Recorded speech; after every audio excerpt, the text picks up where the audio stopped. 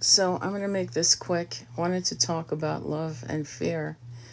And ironically, I just saw a video, which I did repost, on this gentleman who, beautiful looking gentleman, good energy, sweet eyes. And he said that in 5 months, he's had 30 dates. 30 dates is a lot of dates, in my opinion. But then again, I haven't gone out on a date. Never, actually. So I always just had friends or conversations that didn't end for years. You know what I mean? So my point is that I'm finding, like, I had a client today, right?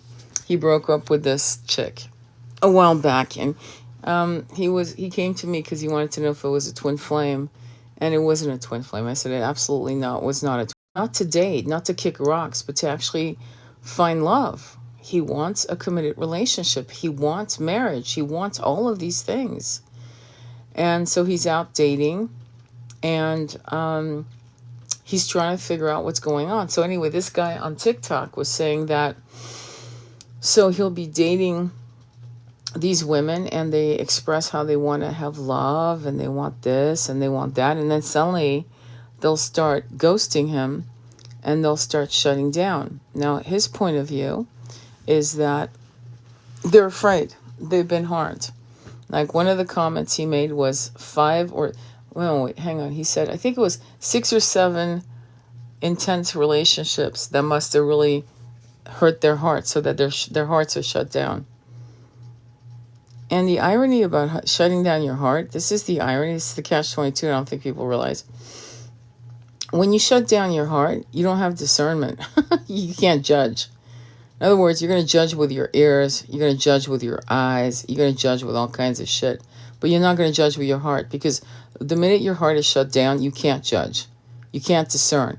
The heart can't tell you, this is good, this is bad. You don't have a fucking clue.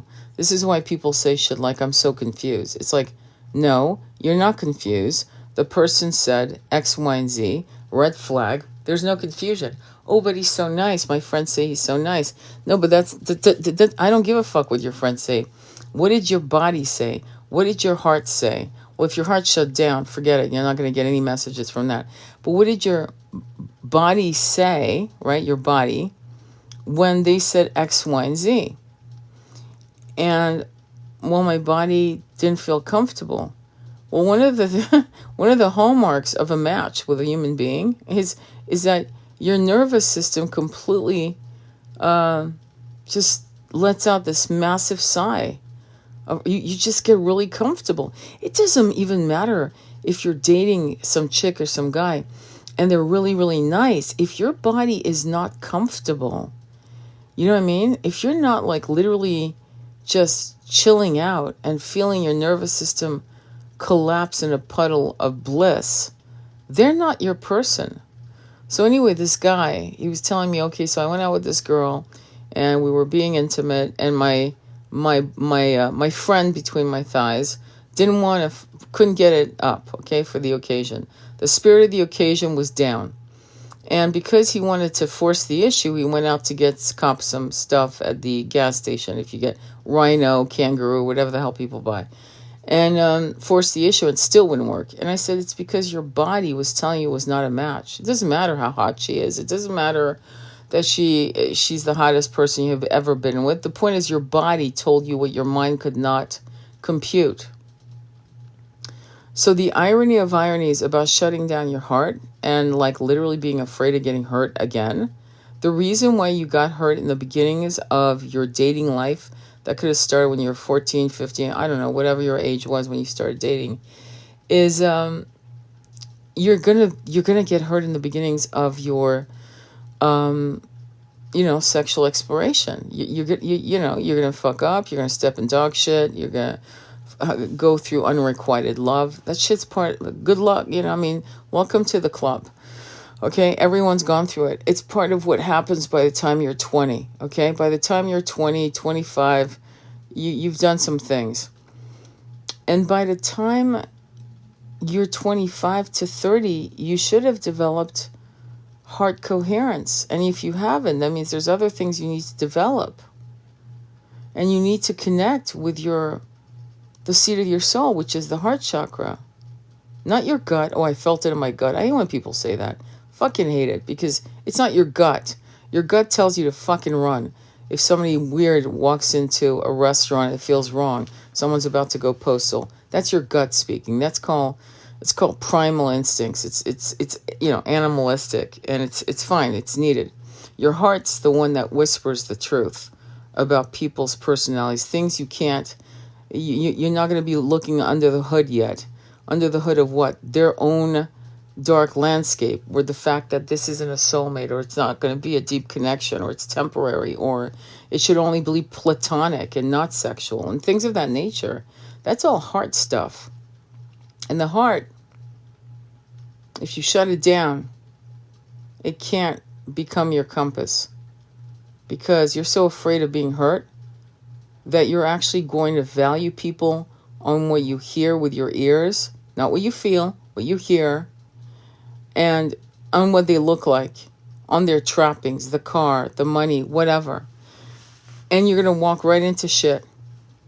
You're not going to look at anything based on heart coherence. You're going to make every decision on dating based on what looks good on paper, what looks good on the image, what your girlfriends or friends, male friends, are going to say to you. And that right there, my friend, is why you should never shut down your heart. Are you going to get hurt throughout this incarnation? Absolutely. You could actually have the love of your life. You could literally have an amazing life with your love of your life, and then they die. Do you understand? I don't understand why people don't get that. They die. Or you die, and you have to see them suffering without you for years on the other side of the veils, trying to communicate to them, but they can't hear you because they're in 3D and they're grieving. So however roles you want to flip, this heart protection, which is a false flag, is going to do more harm than good. So the first thing you have to do is thank the universe for the lessons, the unrequited love, the betrayals, the cheating, the games, the triangulation, and realize that your heart is open. If you decide to be single for a while, celibate, whatever, it's your choice. But you're not going to do it from a place of fear. The minute you make decisions on love from a place of fear, the very things you fear, which is being alone the rest of your life, never being made love to correctly, never finding the love of your life. You'll hear of people having amazing experiences, right? And you'll say to yourself, because I have clients like that, they've never had the love of their life or one of their great loves. Some people have been very, very blessed to have 2 great loves. Some people even as many as 3 great loves. And some people have had none. Absolutely none. But this guy that's on TikTok was talking about people having like 6 or 7 broken hearts. That's a lot of fucking broken hearts. And that right away made me want to do this live, because I'm realizing, okay, it's not that they got fucked over. It's that there were red flags everywhere, but they were so shut down from the giddy up, they didn't pick up on the red flags. They walked right into a burning building and didn't even know it was burning. And that's from the lack of heart coherence. It's really common sense. You really don't have a choice. If you signed up to be a human being, you can believe me, you're going to get hurt. You're going to get absolutely fucking hurt. And thank you, Yessie. And it's guaranteed you're going to get hurt if you're a human being. So being armored, this is why I chose this picture. Being armored, sure, you're powerful. You're swaggering your shit. You're a warrior queen or whatever, or a warrior king, and you think you're a badass. And the truth is, the very thing you seek, you actually develop massive avoidance. And so you might actually have, and I've told this to people, believe it or not, when people are still holding on to past love and they're licking their wounds and it's been a year, the universe is not going to bring you somebody who has their shit together, number one. Why would they? Why would they ruin a perfectly good person on you still, pining for Joe or Jill? Oh my God, if Jill comes back, if Joe comes back. See, the universe is not going to bring you a good person. They won't. Why would they? I mean, come on. Do you want that done to you when you finally get your shit together? Do you want to really fall in love with a human being that's still looking over their shoulder and annexes a love? An illusion that it's a twin flame? An illusion of whatever they've been told by some hack psychic or whatever, No, you wouldn't want that, especially if you've done like 3-4 years of celibacy work. You've purged, you've re-fucking calibrated yourself. You've burned down and come back up through the ashes as a phoenix, bigger and better. You will not want to fall in love with someone who's still pining for an ex. Because at that point now, there's 3 parties in the bedroom. There's the ex, the ghost of that ex. There's you, and then there's your brand new partner. It's not even a partnership, actually. It's a situation. So if you can understand that, that logic, then you can understand why, if you're still pining for your ex or terrified of being hurt, that the universe is not going to bring you anybody. Because you're assured, I'll tell you what happens, you will sabotage it. You'll fuck it up. You'll come up with something that's inexcusable because you see, you'll want this new person to walk on water and be perfect. No one's perfect. Your job, if somebody says something off, so hopefully not abusive to you, but maybe abusive to someone else or unhinged, or you're not, you can say, call them on the spot. Like, don't fucking sit with that shit. Get clarification on the moment, right? You don't punish a child a week later, right? If a child fucks up, they broke a plate, which is not a fuck up in my book. Let me come up with something bad. They told the teacher to fuck off in their 5th grade. How about that? Okay, that's pretty bad. You don't wait a week or 2 later to call them out. What you do is, as you pick them up from school, they're already waiting for you to call. You do it on the spot. See, Jiminy, why in the hell did you go off on your teacher? And similarly, that's what you do with a potential lover. You say to them, hey, you said something to the waitress that was really uncool. That was really fucking rude. Where are you coming from with that shit? Were you having a bad day?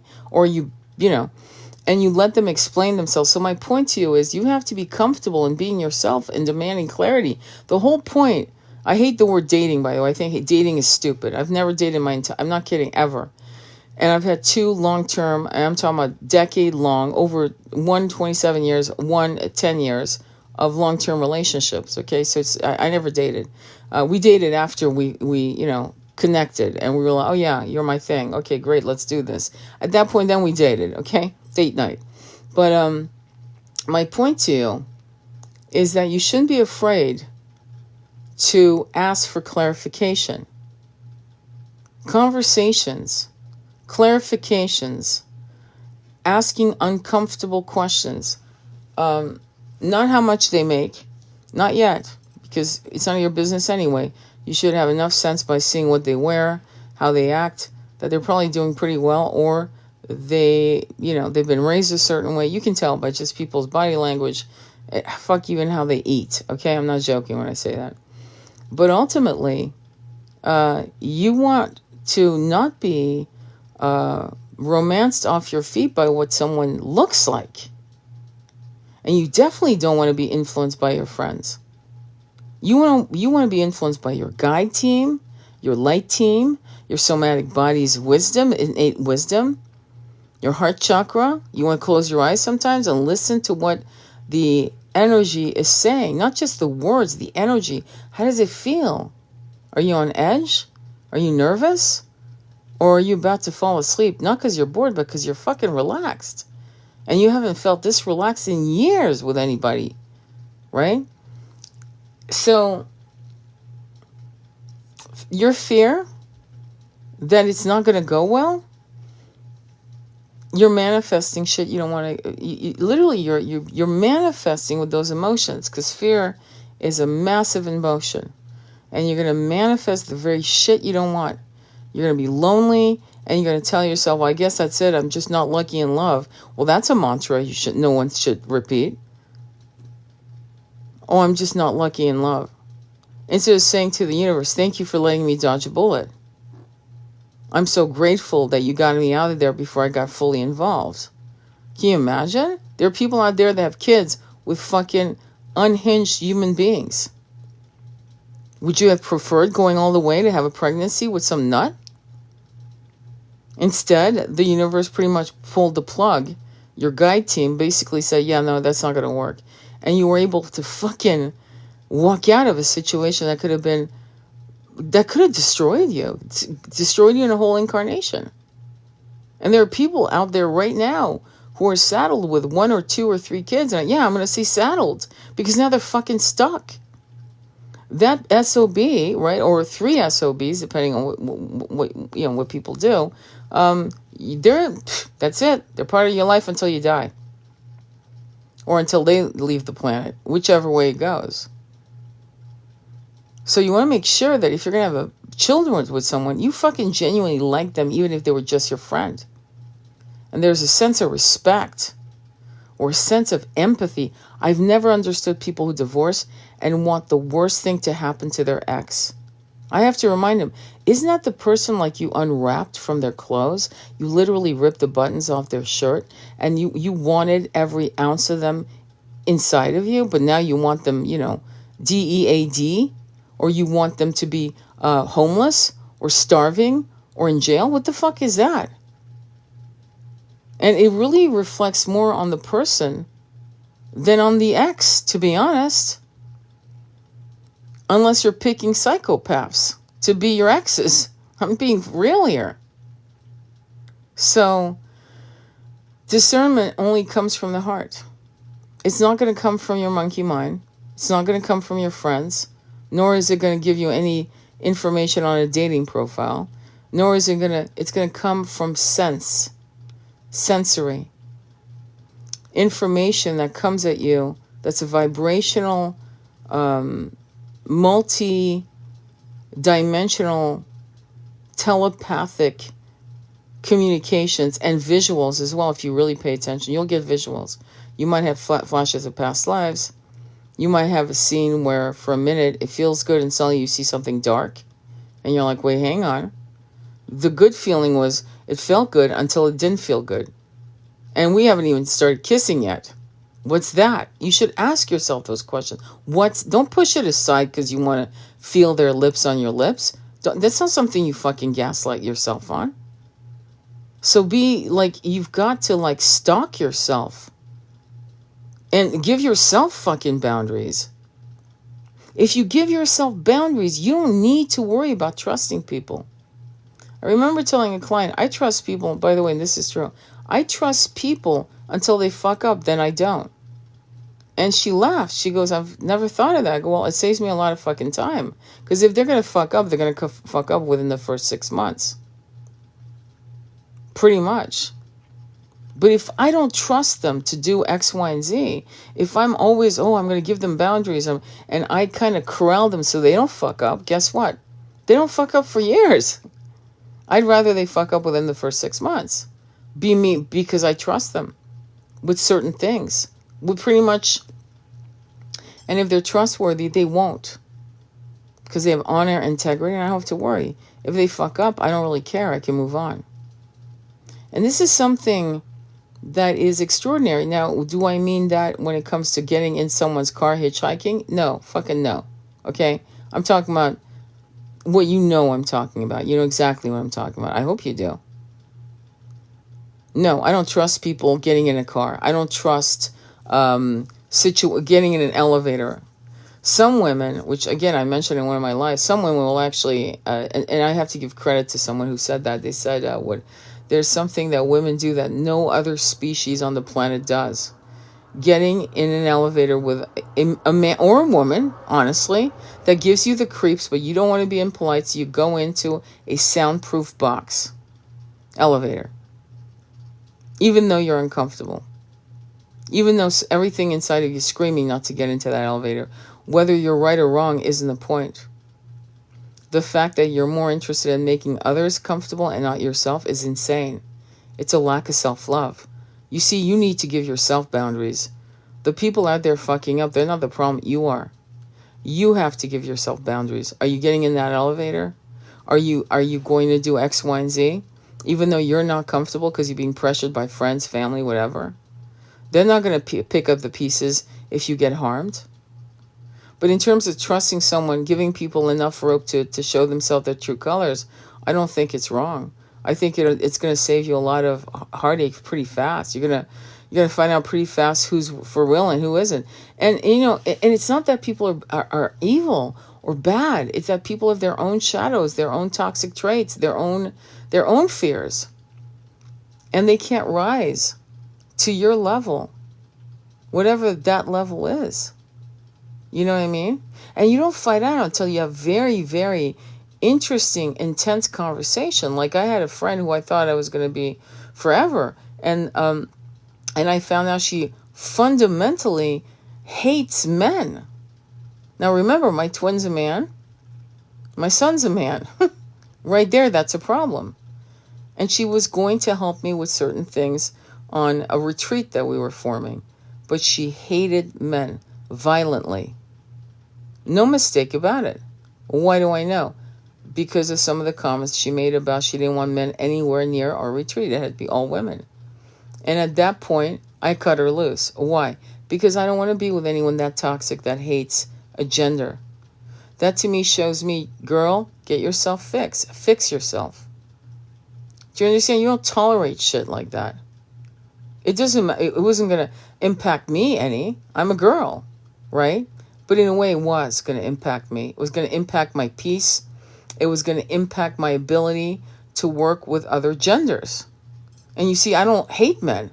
And to tolerate someone who does goes against my integrity and moral values. It's not a match. It doesn't matter if they're nice. It doesn't matter if everything else about them is good. And this was just a friendship. And that's what you need to be when it comes to choosing potential partners. Fuck dating. And I was telling this guy, let me ask you this. Why do you want to date? Don't you want to take walks? Well, most of them want a dinner. I go, dude, if the chick wants a lobster tail and a steak, call it a day. Don't even fucking talk to her. That's a bimbo you don't want to talk to. You want to talk to a woman who's like you. She wants to meet someone to find out, can we become friends? Number one.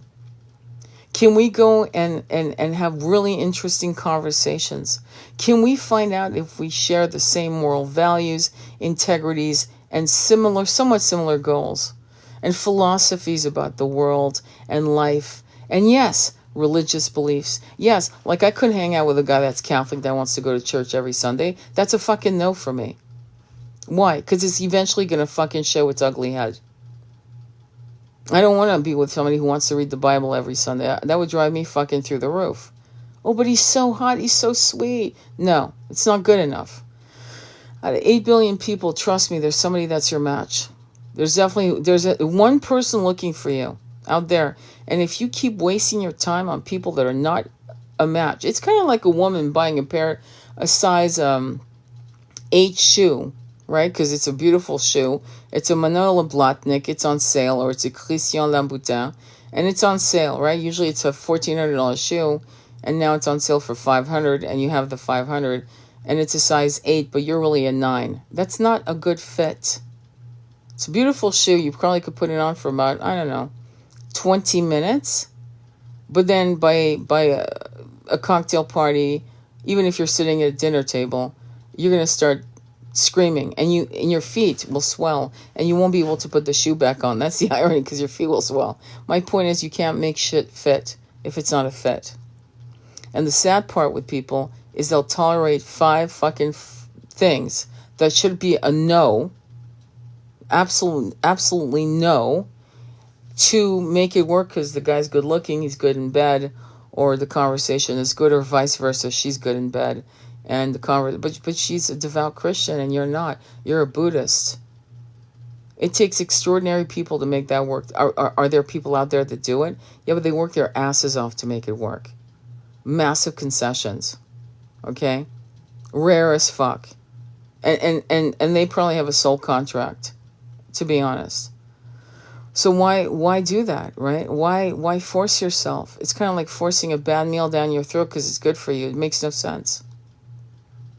So dating is it should be a no, because what's happening is this guy was talking about the 30 dates he had in 5 months, and he had a good point. He's saying no one wants to be vulnerable. No one wants bullshit. Women are tired.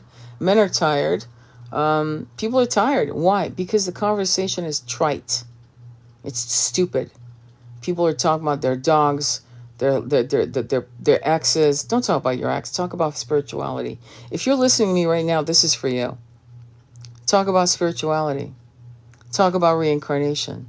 Talk about karma. If you're going to talk about your ex, make sure you find out what they learned from their ex, karmically, spiritually. How did they make it better? How were they triggered? And how did they talk about their ex? I know you've heard this before, but if all their exes are crazy, run like the fucking wind, because there's something wrong with the guy. If he can't find beauty in his exes, if she can't find beauty and gratitude for the men she supposedly loved. You don't go hot and cold like that. There's something wrong with people who can't find love and compassion for their exes. That to me is a massive red flag. It's unhealthy. So when you go and a man asks you for a date, don't go on a date. Say, I really appreciate that. Let's get to know each other as friends. I think we should date if we find that we're compatible and we make each other laugh our asses off. And we have a lot of stuff to talk about. And if you're smart, meaning if you really are a very curious and active brain, then you're going to want to know what the last 4 or 5 books the guy read. You're going to want to know what last movie he loved and why. Those things give you a clue about the personality, their interests, and if it's a match to you. And you would think that would be common sense, but yeah, finding out how many... If you're with a guy who's never read a fucking book, and and you read 15 to 20 books a year, do you see the problem right here? There's a problem there. I don't care if the guy's reading the book through Audible. The point is he's listening to literature, whether it's self-help or a mixture of fiction or whatever. He's got interests. He's trying to improve himself. The self-help list is exciting. I often told certain clients, I'd say to them, if you really want to meet someone that could potentially be a match, I would go to a Dr. Joe Dispenza retreat. You know what I mean? I'd go there. That's where I want to meet him if I was single, which I'm not. And you guys who know me know what I'm talking about when I say that. I'm in union with my twin. I don't need to. But if I were in my 30s or 40s or 50s and single, I would go to Dr. Joe Dispenza retreat. I wouldn't be out to find a man. I'd be there to heal myself and let the universe show me the nectar of maybe also meeting someone. I would also probably, for the fuck of it, just to kick rocks, to go on a Abraham Hicks cruise. Just for fun. It might be that the whole entire time I remained single, but I would go for fun. But I would certainly go to places where I would have a shot at meeting somebody who would be a match to what I believe in, to what I seek. Because if you're on the ascension train, why would you want to to what I seek? Because if you're on the ascension train, why would you want to lock and load your whole entire frequency and consciousness to a partner who's entrenched in 3D? To me, that would be hell. And you know what? For a lot of twin flames who are, and they don't have a choice, it's their twin flame and they're entrenched in 3D. The hell they go through because they know it's a twin and they know what they're going through the ascension. Meanwhile, it's like talking to a fucking piece of wood, the 3D twin, because they don't believe in shit at all. They're on the edge of being atheist. They've kicked the idea of reincarnation, but it makes no sense to them. And they don't believe in manifestation, but they're always complaining. You see the problem? And so for twin flames, there's nothing to be done about it. But for you guys who are looking to connect with high-level soulmates, or to just have a partnership that's sweet and supportive, and you really don't want a twin. In fact, if you meet your twin, you'll make decisions then. But right now, you're looking for a spiritual, wonderful, loving partner that wants what you want. Then that's what I would do if I were you. And I think you'd get a lot farther. But at the very minimum, you'd establish friendships with wonderful people. And some of them might become your lovers, where you learn a lot. And eventually, it could even turn into something lasting, where children are birthed from this union. Or you're lovers, and then it just dissolves. The contracts dissolve, and you learn so much from each other, and you move on to the next phase of your, development. So mine got arranged marriage in March. I'm okay with waiting for God to send me a high-level soulmate. Oh, okay, an arranged marriage. I hear that a lot. Evening, I was just listening to one of your meditations. Oh, how cool is that? Thank you, Mama. You'll have to tell me which one. I'd love to hear which one you were listening to. Not everyone is an adult, though. Well, I don't know. I mean, those are conversations that we need to have with young people as well. They need to understand that sex is not the portal to them being accepted or like. The soul connection. In fact, sex without soul connection is like eating crackers with no salt. I mean, it's like eating saltine in bed. It's unpleasant. Sex without the connection is nothing. And what I'm finding, which is really shocking the hell out of me, is a lot of people who I thought would have had the greatest sexual revolution would have been the kids born now. To be honest with you, most of them are having lots of it, but none of it at all. Some of them are virgins still. And they're disassociating from sex. I had a friend who was like that. She was like 16 when she started doing, actually she was 14, but she was very free with her body, but she was not. I remember having conversations with her. We were both in high school, and she was telling me stuff about not feeling shit. And at the time I was still a virgin. But when I went through my forays, I can tell you that after a while, I remember one guy who, crazy about him in the Bahamas, absolutely gorgeous guy, gold hair, gold eyes, tan skin, just absolutely stunning. He was a diver. And I said, I'm going to have him. So I took him as a lover. And the sex was like, it was boring as fuck. So I figured, well, while I'm here, I might as well practice. That was my attitude. But that's the attitude of teenage young kids. It's just, but what they have to learn, and I learned that by the time I was 19 and a half, I was like, yeah, if there's no soul connection, I'm not doing it. And so for a while I was celibate. And then I eventually met the father of my, the father of my son. And this was right after I met my twin, and we went in separation. It's a long story. I've talked about it before. It's not worth talking about it here. But suffice it to say, that decision of realizing that there had to be a soul connection before intimacy could be mind-blowing is something that I don't think people are talking enough about. If there's no soul connection, there's nothing here to talk about. Let's just talk.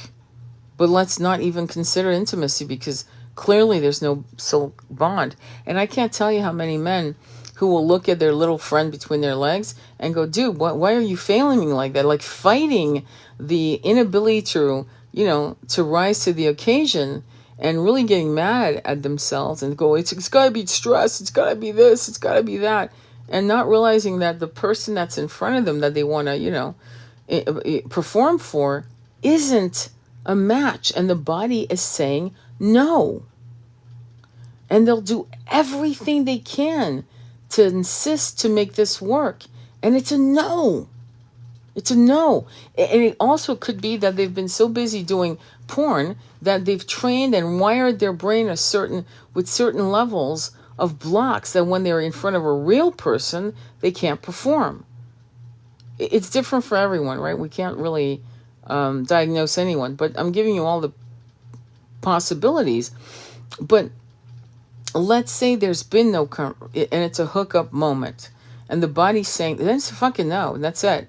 And men, and this is what I said to this client today, I said, don't you understand that if your little friend is saying no, then there's probably something wrong with that chick where you could actually pick up, fuck STD, spiritually STD. Spiritual, what that means is, if she's fucked up and you enter her root chakra, guess what's going to happen? You're siphoning off, you're slurping up her shit from her root chakra, and it's going directly into yours. And then you know what he said to me? Well, she does have a lot of mental problems and a lot of this and a lot of that, and she has bad abuse. And I go, so why would you want to be intimate with that situation? For what? For what? Pleasure yourself, man. Fucking stay away from that shit. If you are seriously looking for love that turns into commitment, tell the universe you're not going to take shit. That's it. You're not going to take drama queens. You're not going to take self-destructive chicks. You're not doing any of that. You want what you want, and you're waiting for it. You're willing to be celibate for a while to wait for it. What's wrong with that? Because you see, as long as you tell the universe that it's okay to have a hot dog or a burger when you really want a whole fucking meal, the universe is going to say, oh yeah, they're just a fast food person. All they want is fast food. So that's all we're going to give them is fast food. When I used to be working as a psychic for Psychic Source, I remember people would come up to my readings, and I would see patterns of women always ending up with unavailable men. What do I mean by that? Fucking married men. Just straight up married. Boom. That's it. You can't get more unavailable than that shit. Because what does that mean? It means that on Christmas Day, you're fucking alone. On Christmas Eve, you're fucking alone. On New Year's Eve, you're fucking alone. And they would go from one married, and they would say, well, I'm not looking for married men. I'm just, they'll tell me 6 months after or 3 months after, or we're involved. And I go, fair enough, the guy's a jerk for not telling you from the giddy up. But I hate to say it, as soon as you find out, you need to stop the relationship, because what the universe is seeing, okay, on a vibrational match, is that's what you're aligned with. But if you stop the relationship, because you've done it like 3 or 4 times, so it's not like you're in love with them. They're not the love of your life, obviously, or else you wouldn't have gotten over the last one or the third one or the second one. Do you get what I'm saying? And so I was saying, those are the kinds of conversation I would have with certain women, and it was the weirdest thing. I'm not going to break it down to the level that I did. I had to break it down like I was talking to a little 12-year-old. They weren't getting that when you settle, the universe will keep giving you what you're settling for. And when you don't have your shit together, when you have not healed from a relationship, and that's for men and women both. Don't fucking go out dating to get yourself all... get your mind off your love, your ex-love. Why? Because you're going to be put in front of people that are a frequency match to your grief. You're going to be put in front of people who are not for you. And it's going to fuck you up. And it's going to spin you out of your track. When you end a relationship with a love, the love of my life, one of my loves, you need to probably take a year off. And I've said this to women who go, oh no, I just can't do it. I just can't be without it. And I've heard men say the same. And you know what my answer is? You reap what you sow. In other words, if your energy isn't cleared and you're still bemoaning the last one, and you're still triggered by the other one, and you're still hoping for this person to come back, guess what? All you're going to get is shit. Or people who are a reflection of you, who also are going to jump ship the minute their ex comes back. And so when you end something, you need to take some time to figure out, is this contract with this ex over? Is it over? There could be portals where there's opportunities to bring these, you two back again together. In twin flames, that's quite often the fact that, yes, Twin flames may have separations that last, a year, 3 months, fucking decades. I kid you not. And if that seems to be a moment where you start actually being able to get over your twin, right? And you're realizing in shock that you are loving them in a way that's transcendental, meaning you don't love them with the same fever. Not that you don't love them anymore, but that same sexual heightened fever is no longer there. That's the sign. The universe is preparing you to let go so that you can move on with your life. Because your twin's just not going to wake up. And because the universe respects free will with a massive tenacity, in fact, it's the universe protects free will as much as it can. It will not allow you to sit pining for 10 years unless you insist. It can't. Again, your free will to pine for 10 years. Your free will. And what happens is, I've seen people do it. Waiting and waiting and waiting. It's very funny. They're finally doing remakes of the famous book by Homer, The Odyssey, right? About Odysseus and his wife Penelope. I believe that's her name. Waiting for 20 years, 2 decades for him to come back. Does he come back? Well, okay, we have faith that in her case she was correct. But does that happen with other women in the 21st century? I don't think so. Or men. Not often. Not often. And the universe will actually, it's almost like there's a switch that is dimmed. It's on a dimmer switch. Until one day, as a twin, feminine or masculine, you realize, I love them, but I can breathe without them. And I'm ready for a relationship. And I've told this to clients. The universe is waiting for you to say, as a pact to this new soul you haven't met yet, this beloved, when I meet you and you have these qualities that I'm hoping that, we're a match, if my twin comes back, I'm not fucking leaving you. I'll never leave you. If you come in as what I'm looking for, what I've wanted my twin to be, but he or she could not be, and you come in that image, and I'm that for you and you are that for me, yeah, my twin can come and knock on the door until the cows come home. I'm never leaving you, my high-level soulmate, right? That's what the universe wants for a person that's done their work. And so you have to trust the silence, this time of deconstructing your need for that person and only that person. And when that is fully healed, and don't get me wrong, you'll always love your twin or a high-level soulmate who you left or whatever, right? The mother of your children or the father of your children, you always love them. If you're a good person, you'll always love them. Unless they were fucking psychopaths, at which point I've already addressed that in the top of this live. But the universe will open the door and say, okay, let's release them to each other. They're both ready. So sometimes your silence, even though you could say to me, well, I've healed, I'm okay, I'm good. I could say to you, yes, but they're not. The person you're supposed to be with, they're still healing.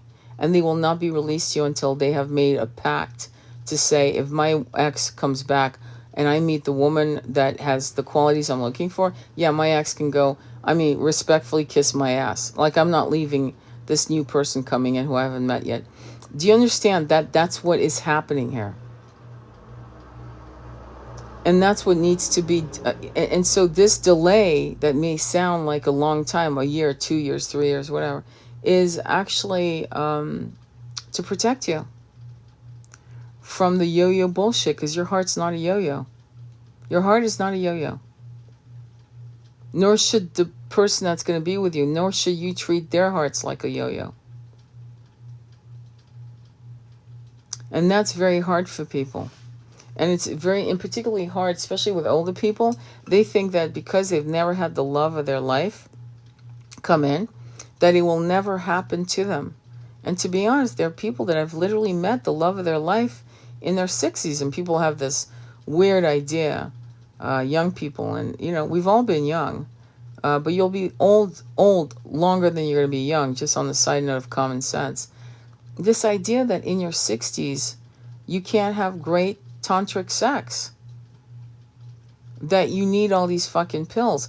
To be honest, the people in the spiritual community that I've hung out with, they're all massively healthy, for the most part, and I'm trying to gain my health back on just to be transparent on that. But I can tell you that me and my twin were fucking healthy as fuck, strong as fuck, and the sensuality of older intimacy, tantric intimacy, I think is actually more potent, personally speaking, having had pretty wide berth of experiences with different situations, with different age timelines. So honestly, I think you have to be aware that you're not too old and you're not too young. Some people are blessed to meet the love of their lives at 20. And they stay married for 40 years, 50 years. It happens. I have a friend, well, he's not a friend, he was an acquaintance. But anyway, he went to Mexico, met his Mexican wife, and within 24 hours they were married, and they were married for 40 years. 2 sons, happy as fuck. So, be patient. Don't despair.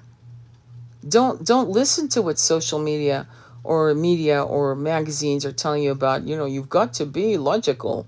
Love isn't logical. Soul connections aren't logical. They're millions of years old. They outrank magazines and social media in terms of longevity, to be honest. You have to understand, the high-level soulmates and your twin, or whatever else, using labels so that, we're using something we understand what we're talking about. You've been their lover for millions of years. So how the fuck is social media and magazines and books going to influence you off your track? I don't understand. I don't get it. Really, I don't. The lack of logic for me, see, you can't be logical if you're going on love in the last 150 years. It makes no sense at all if you think about it. What makes sense to me is that you've got soul bonds that are older than fucking every religious books in print. There you go. That right there should give you hope. That somewhere out there, there's someone trying to find you through the bullshit and the confusion that has been hijacking people's heart chakra. You're not going to fall in love with a lot of people in this incarnation, trust me. Just like I said, repeating myself, you might have 2 people that you're really going to gel with, who are really soul bonded for thousands, hundreds of thousands of years, millions of years. You're going to have sexual desires for guys or girls that aren't meant to be, and it's all bullshit. It's actual bullshit. It's actual total bullshit. In other words, they're not. It's distractions. It's throwing you off your track. Of course, you're going to meet people that you're savage for, but it's temporary. And the irony is, beware what you wish for you may get it. Beware for what you wish for you may get it. What does that mean? It means you could actually strip down and realize that the sex was meh. Yeah. I can't believe I did all that for this. It was nothing. Because again, there's no soul bond. It's all visuals. It's all what you've been sold as to what makes sense to you. Right? And it's been packaged and delivered to you. And probably the most confusing, and I never thought of it until recently, is that probably the 21st century souls that are being born are probably going to be the most confused, because they're being sold and packaged 24/7. So they have an idea of what they need to love. and what they should want, as opposed to what their heart speaks. And again, for people to think they're smart, oh, you've got to protect your heart. Don't protect your heart. Let your heart roam so it can come back to you and say, yeah, that's not a good fit, but that's it right over there. That's it. If you cage your heart, you're not going to get any intel. If you let your heart roam, you're going to get all the intel you need. And that means you have to trust yourself, because you're the one that actually owns that heart. So the problem isn't about boundaries. I have to give people boundaries. No. The problem is you don't trust yourself. You don't have boundaries for yourself. You don't trust yourself.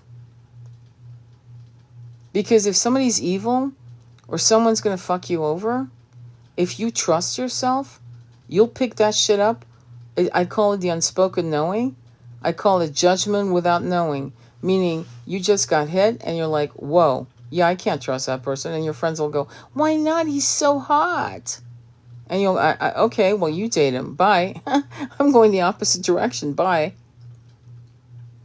That is a fierce ability to advocate for yourself and to speak your truth without having to explain yourself. And if you have friends that are weak-minded, who don't understand you and judge you for it, you need to cut them loose, because they're not your friends, period. And when I use the word bimbos, which I've explained what I mean in another previous live, you can look at it in one of my raw talks, it goes male and female. Male and female can have bimbo friends. You don't want bimbo friends. They will get you in trouble. They will put you in situations that normally you would have never put yourself in alone. See what I'm saying? So you've got to curate your friends like you choose books and art. You've got to make sure, and you've got to also know that in all friendships, I hate to say it, but it's true, there are expiration dates. Some dilute its potency and power for you over the decades or years or whatever. And in some, there is an expiration date. It's a 2-year expiration date. It's a 3-year. It could be 10. Doesn't matter. But very few are the friendships going to last for your entire incarnation. Very few. You could be one of the lucky ones where that's true. Or you're holding on to dead wood. It's either one or the other. Be honest with yourself. I let my soul lead me. I protect my energy. No energy vampires. Yeah, but like I said, you don't have to protect anything because you're safe. The universe is not out to fuck you. In other words, you will pick up on energy vampires. I remember I had a friend. I'll tell you this story because it's funny. It still makes me laugh because it blew my mind. So I was in my... I was like 39 years old, and she's a painter. I've always hung out with my painter friends and stuff like that. Anyway, she said, you've got to meet this guy. He's a painter, because I had an art magazine at the time. Anyway, so she said, you got to meet him. He's amazing, la, la, la. Okay, fine, I meet him. And I meet him, and he looks like, I swear to God, it's my favorite painter, but Vincent Van Gogh. But not in a good way. And I don't know how to explain this but to give you a visual, that's what he looked like. And we decided to go to this place in South Pasadena, like an all-nighter type of 24-hour kind of restaurant, like Caro's or Denny's or whatever. And I was having a cup of coffee, and we were talking, and I wanted to vomit. Swear to God. Every time he spoke, I wanted to vomit. I swear to God. My body was convulsing. I cannot. So after a while, I had to, listen, I got to go home. I don't know what it is. I got a headache. So they drive me home, and I'm getting out of the car, and I swear to God, I vomited. And the following morning, oh, what did you think? I go, please don't ever bring him near me ever again. What are you talking about? And I just said, look, no, I can't explain it. I said to her, I don't have an explanation. All I know is my body told me what I needed to know. I don't want to hear about him. Don't fucking bring him near me ever again. I'm sorry. He might even know my address. I wasn't kidding. And she was like kind of upset. But, and And eventually my relationship with her also ended, because here's the thing. If people can't discern weird energy. Now, I still don't know what the guy was about. I still don't know why my body literally was yelling, right? But the mistake I made is that, and again, this is my advice to you, is I let them drive me to the restaurant. Bad mistake. Because had it been just me in my own car, I would have excused myself from the table at the restaurant and driven myself home. And at the time we had a toddler, my son, and I was not going to, have my husband come pick me up and bother him. So I had literally corralled myself in a situation. So, lesson learned. Don't ever fucking have people drive you in situations. Drive your ass yourself. And if it doesn't feel right, fucking leave. Period. It doesn't matter. And so I still ended up telling her my what I felt about this guy. And was he nice? Was he polite? Was he all these? Yes. But my body said no. And you know what? Was I wrong? To this day, I personally feel as if my body had enough wisdom to tell me not to look any further. It might have been picking up on some massive shit. I pick up on stuff all the time. Recently, I just picked up on some TikToker guy who's completely having women swoon. I won't even say, I'm not even going to describe him to you. And I got a massive blast of energy that he's fucking twisted as fuck. He's toxic. And I was like, what the fuck? And it came out of nowhere. And could I be wrong? Absolutely. Do I think I'm wrong? Personally, for me? No. Will I second guess myself on that? No. Why? Because it's a training. It's for me to train myself. Because if I meet someone face to face and I'm not gelling in the first 3 minutes, I'm out. And that's in particular a message for women. Men aren't afraid of being rude. Women are, for the most part. So that's a problem. Women have to be, you don't have to be rude. You just have to say, and bullshit, I just got an emergency text. I have to go. I am so sorry. Thank you for this. If you don't want to shake their hand, don't fucking shake their hand. Do not do what you don't want to do. I've met people where I did not shake their hand. They wanted to shake my hand. I did not do it. Is it rude? Yes. Did I still shake their hand? No.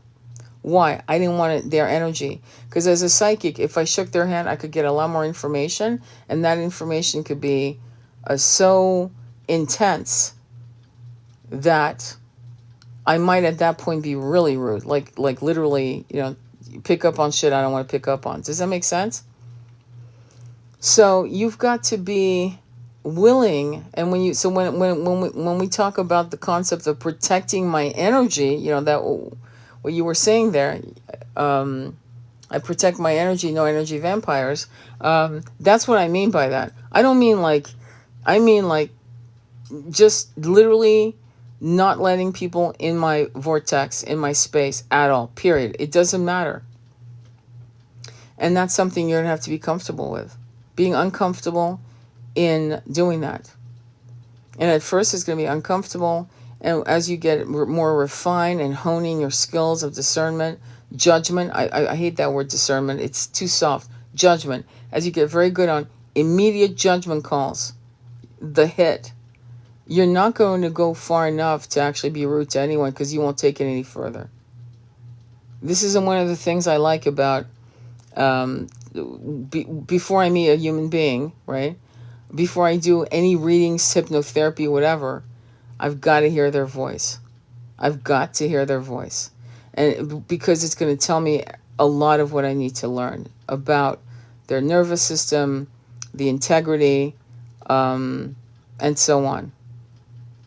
And sometimes I will talk to someone and, to determine whether or not I'm a good fit for them, if they're a good fit for me. But their voice tells me whether or not we're going to, just think about it. Do you really want to incur karma? No, right? You don't want any more karma. So Negative karma in this case. So no, I don't want this person to, I don't want to be the wrong psychic for them or the wrong hypnotherapist. I'd rather say, I don't think we're a match. In fact, usually either I say it or I let the person say it first. And I'll tell you why. Because I don't want their ego bruised. So when I know it's not going to be a match and I can tell they're not going to let me go, I basically push them on questions that are very uncomfortable. And at that point, they're going to cut me loose. Does that make sense? Because I don't want to hurt their feelings. But in some cases, I've had to literally say, I'm not your psychic. I'm really sorry. I don't think it's a good idea for us to work together. And they'll say, why? I'll say, I don't think I'm the right person for you. I think you need somebody else. And I'm sure you'll find that person. Does that make sense? So, because you don't want to incur looping karma with a person. So there's certain things you're going to have to say no to. You know, sight unseen, but all vibration from the voice. And that takes, I don't know, I wouldn't say courage or bravery. I think it takes a solid stance as to what you're willing to do or not willing to do moving forward. I think it's important. And I think also it might save your life, actually, believe it or not. I'll tell you another story. This is why online dating is so dangerous. Yeah, I agree with that. The energy bombardment and crowd is almost unbearable. I agree with that, very much so. So, I agree with that. It's good to see Andromeda. So, you know, be careful, you know, like don't let people fucking pressure you into anything.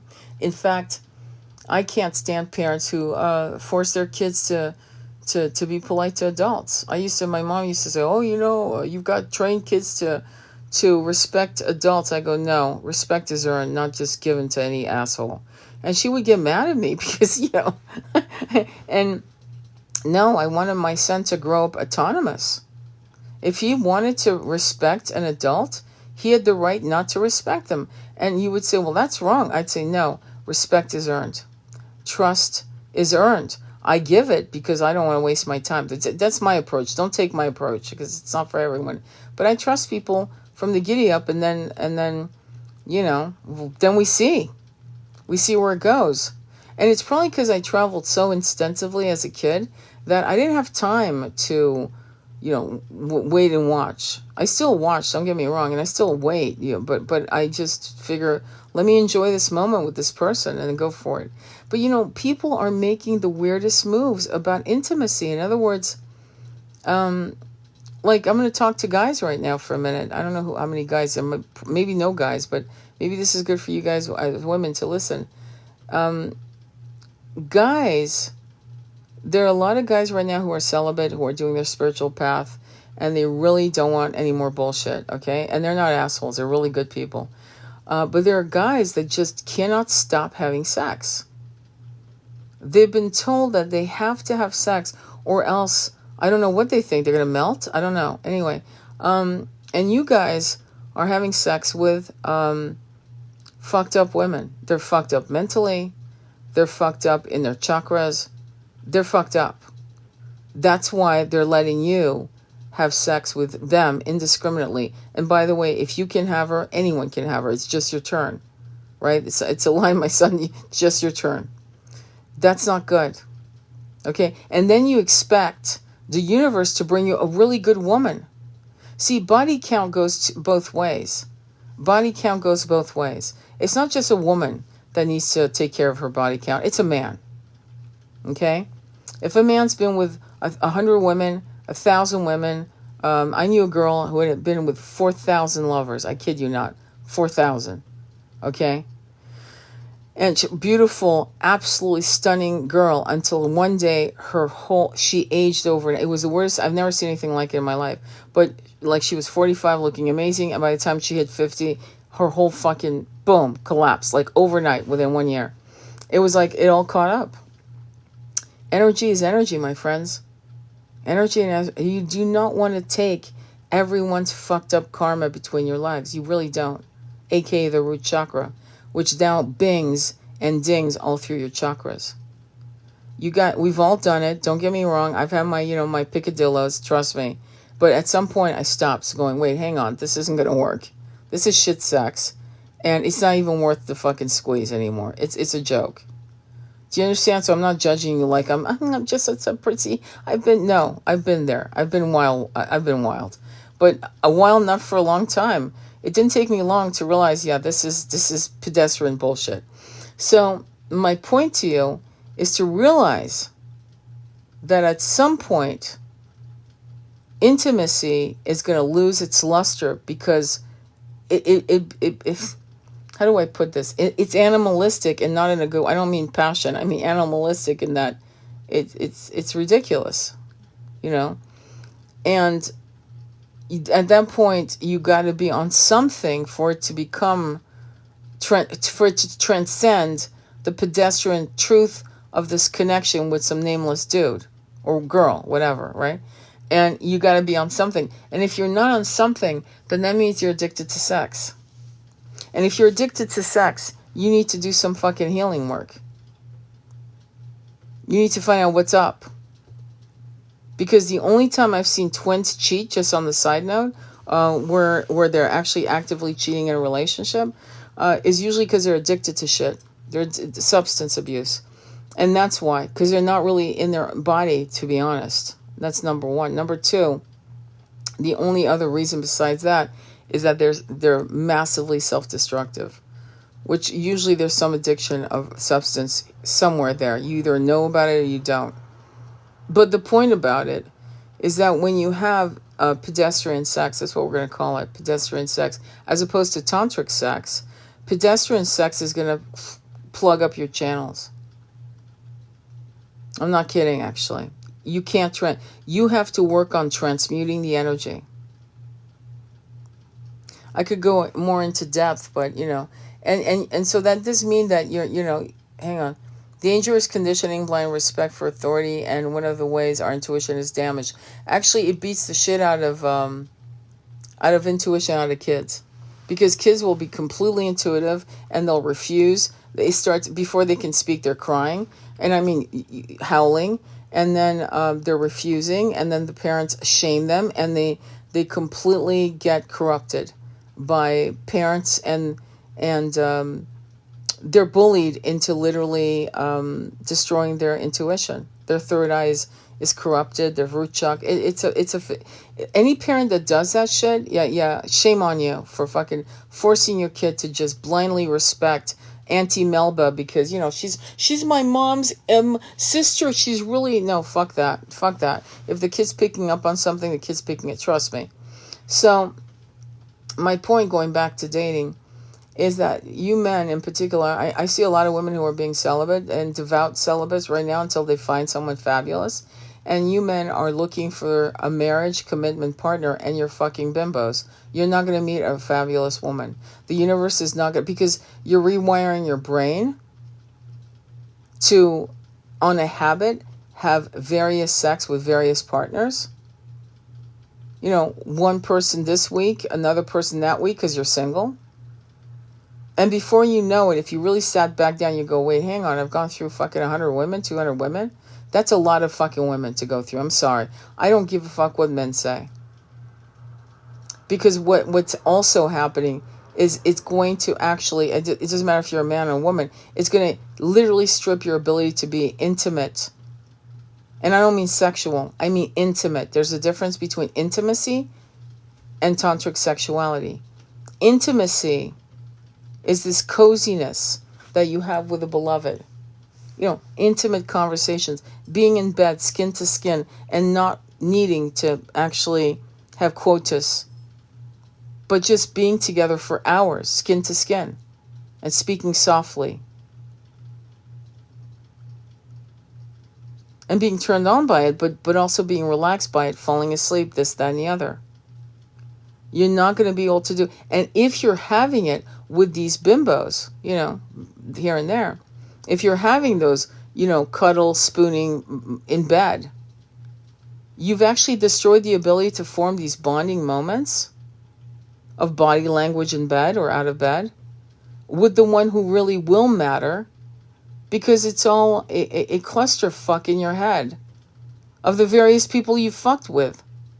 Indifferent. So instead of saying, oh, I remember when I made love to you on the beach, because you've made love to at least 5 women at a beach, and then suddenly now you're making love to, and you can't remember if it was your wife, your girlfriend, some chick you met, some other, I mean, it's a mess. So if you're really for real as a man, you're going to do what a lot of these amazing, and that's why they're called divine masculines.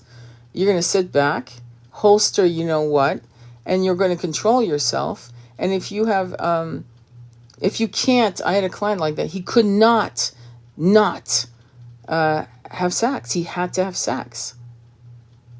And well, guess what? He's still single. But those methods don't work. You're going to be single for a long, long fucking time.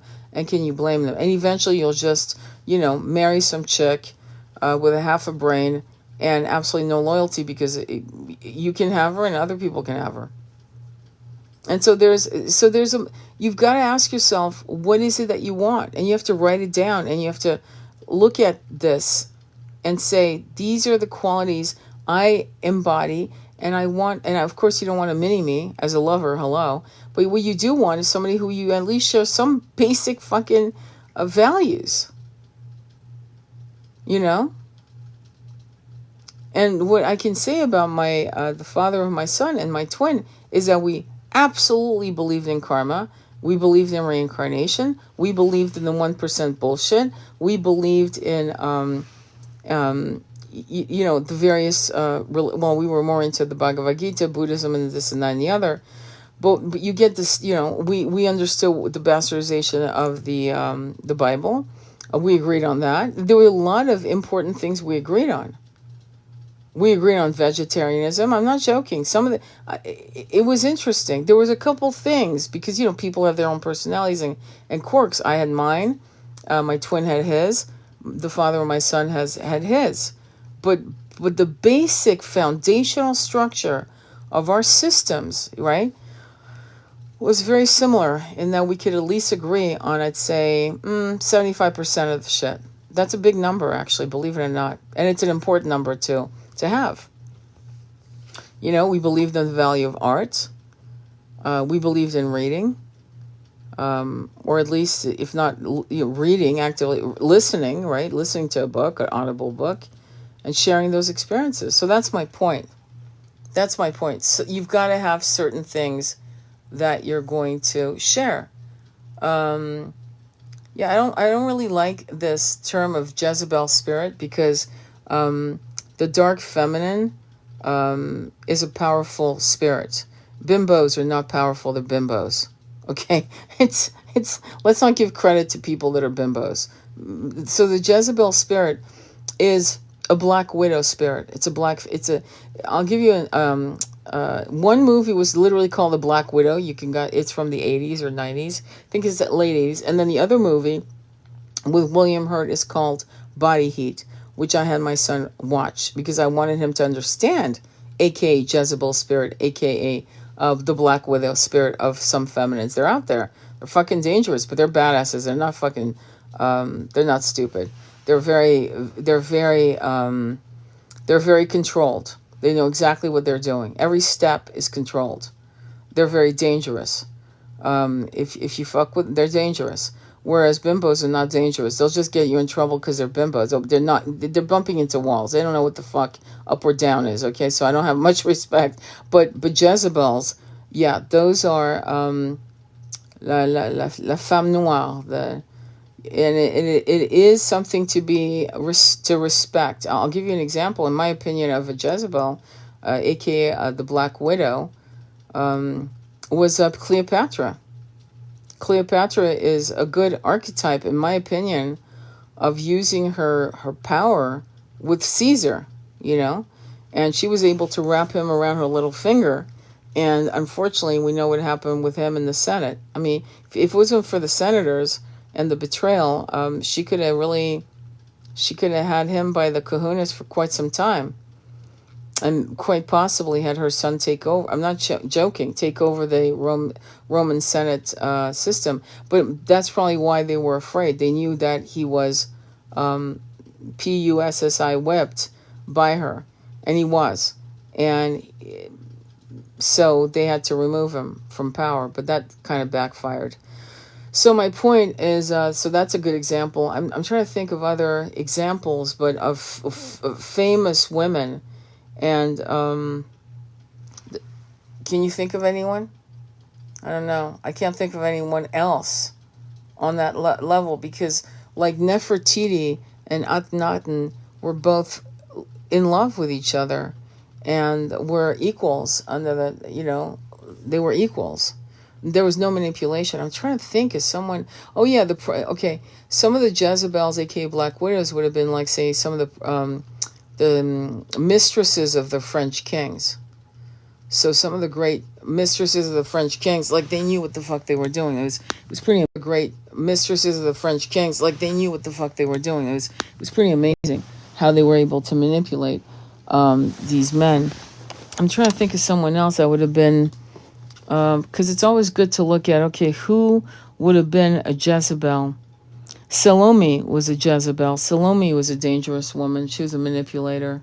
If you've never heard of Salome, it's a famous story. I'm trying to remember but I think she was in love with John the Baptist. Correct me if I'm wrong.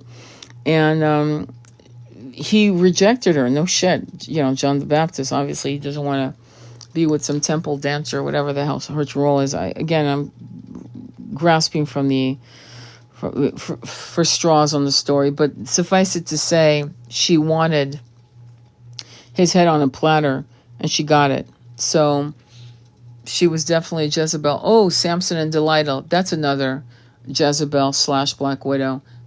Samson and Delilah. Perfect story. And what she does is Samson is crazy about her, and she's crazy about him as well, but she hates him for his power. There's a definite sense of hating him. There's a feminine rage against Samson, and it's not deserved, to be honest. And she gets him drunk and cuts his hair, his source of power, and sets him up to be arrested by the guards, right? So he's arrested and enslaved. So that was another famous story of that. But if you guys come up with anyone else, because I can't think of anyone else on that level. Yeah. So ultimately, being afraid of being hurt is going to hurt you, because you're going to be alone. So if you don't want to be alone, you've got to make sure that you've cleared up any debris between you and your exes. You need to probably do Purging Past Lovers and Predators. It's a guided meditation on it. I have on my link profile. It's on my playlist under guided meditations. You can look it up. And the particular energy of Purging Past Lovers and Predators, you only use it once, okay? You only use it once, and you use it from the very beginning of being intimate by choice or not. And you do that, and then you bring in the beloved with the qualities that you want. If you have not written down the kind of man or woman you want, then before you do anything else, do that. Know what you want. Yes, and these women have no empathy. Well, why would they? Why would they? The women I described one of them was very evil. Obviously, both of them were evil, and one of them wanted to survive. Cleopatra wanted to survive. So I would never say that she was not empathic. That's for damn sure. I would say with Cleopatra, she was in a lose-lose situation. And Rome was brutal. Remember, Rome ruled all of Europe into the northern parts of Africa and going further out, which we're not clear on, for 500 years. 500 years.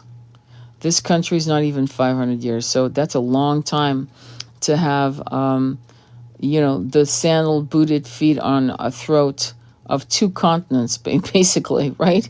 So, pretty intense. So she was a very young girl. I think she was like 14 when she hooked up with Caesar. Are you fucking kidding me? And it was life and death shit. And she had to get pregnant. This was her survival. And which is interesting for women to still play those games like this was life and death for Cleopatra. For women today, it's a game. You know, some women use their wombs as currencies. Some women use their wombs as a way to manipulate men into situations. And to be honest with you, and some men do it too. Some men, in fact, I know of women who have been forced into getting pregnant. Suddenly, that little rubber suit doesn't work, or it's been torn off, right? And the woman doesn't know until the last moment. It's too late, and they're trapped. So I've seen it go both ways, where men trap women just to fuck with them, just to destroy powerful, fabulous women who were young, you know, like we're talking about 20 years old, kind of innocent, like naive, still learning, life, and got trapped into pregnancies that was not planned with loser men, shitty fucking men. So the Jezebel concept also goes with men as well. We could call it Jezzy, Jezzy men, right? And Jezebel women, because I've seen it both ways. So ultimately, what's the lesson? What's the takeaway? Well, the takeaway, as I talk about all the time, the takeaway is that it's not a gender war. It's, you gotta understand that there are people that are just plain pieces of shit. Doesn't matter what gender they are, they're just pieces of shit. And when they see a person of light and power, they want to do whatever they can to destroy it, because they might not even be aware of it. They know that they don't like you. They know that that you make them uncomfortable, and you make them feel like they're nothing. And because of that, they will go after you and play this lovey-dovey game to take you out. So I would call it a Jezebel personality. A destructive, evil, jealous, deviant personality. And it's encompassed in both genders. Okay? Because I've seen women destroyed by fucked up men. So it's bad.